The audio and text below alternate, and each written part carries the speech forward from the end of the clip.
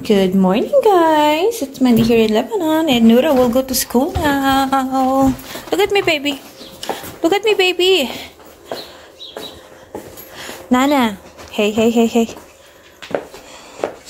Bye-bye muna. Kiss mo na, mama. Hindi mo ako kinikiss pag umaalis ka. Eh. Kiss. Mwah. Those satisfying protein leaves. I can do this.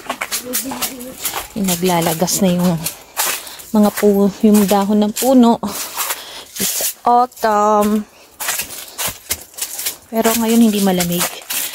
Oh my gosh.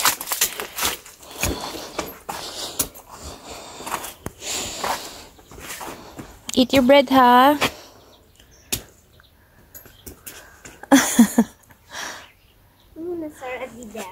Luna's there? Yep. Bye, baby. Be good at school. I love you.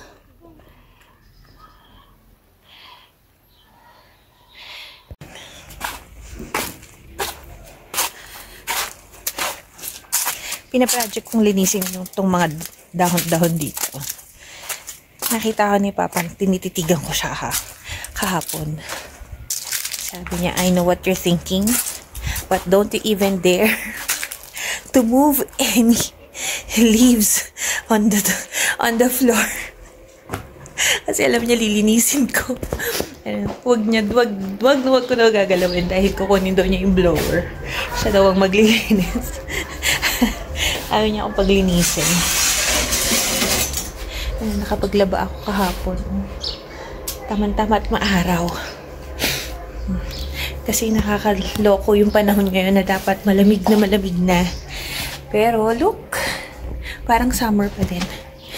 Babago-bago yung weather. Kaya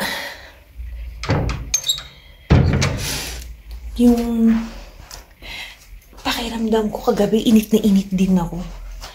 Pero si Nana nilalamig. Lamig ng pakiramdam ni Nana kagabi. Okay. Maglilinis ako ng kaunti dito sa sala. Maya para pag alis ni Papa, ako'y mag-vacuum.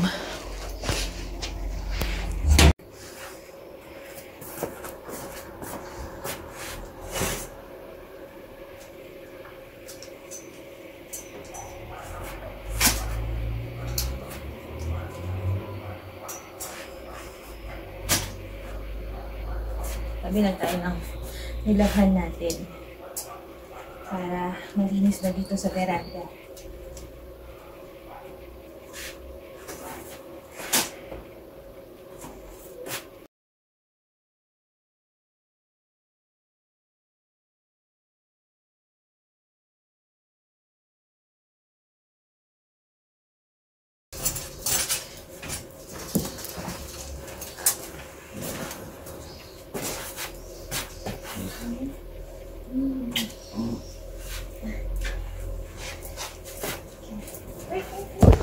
Pasok na si Papa. Bye!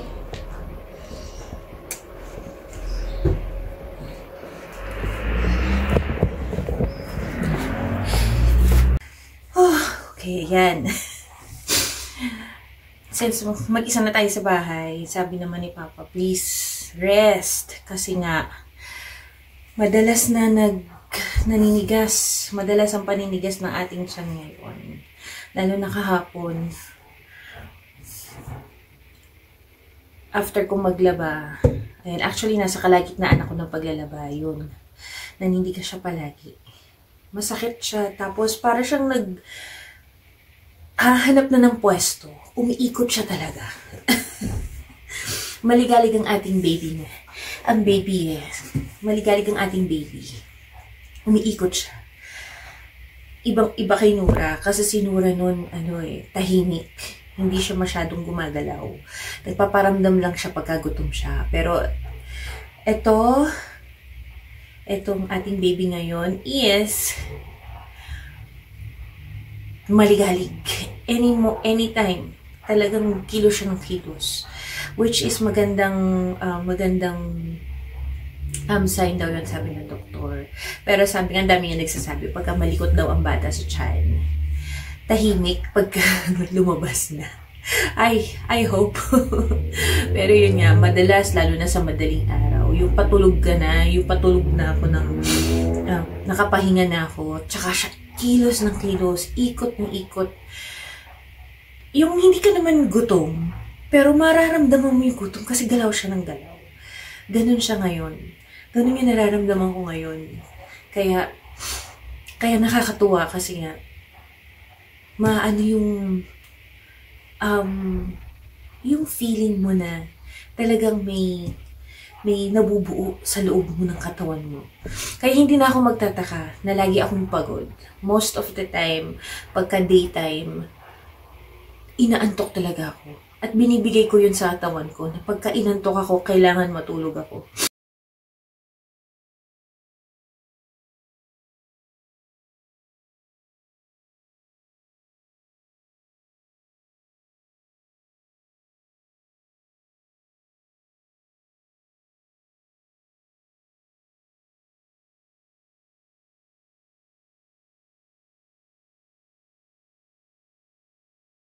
Hi, ayan mga Mars. Tapos na rin tayo sa ating nakapending na gawain.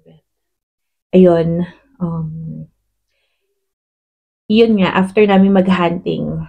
So, pag-uwi namin ng bahay kagabi, nanood kami ng news. And unfortunately, yung news na panood namin is about sa hunting and binabawalan ngayon ng government ng Lebanon ang mag-hunt this year. So, nalungkot talaga si Papa kasi every year talaga nila ginagawa yun eh. And last year, nag-enjoy kami ng sobra ni Nura kasi kahit madaling araw kami nagigising, kahit sobrang lamig, as in, yun yung hinihintay niya talaga, yung parang magka-camping kami, gagawa kami ng fire, siya yung magka-catch ng mga ibonan na hahunt ng papa niya. Yun yung parang naging bonding namin last year. And yun nga, hindi pa man din nakakapag-enjoy gaano. So, bawal na. And sabi rin kasi ni Papa, yung price ng bullet ngayon, yung 1 box, kung last year is $8, ngayon is $20 na. So, hindi lang siya 50% tumaas. Hindi lang 100%, kundi 150%. So, parang napaka-unreasonable naman ng price, di ba?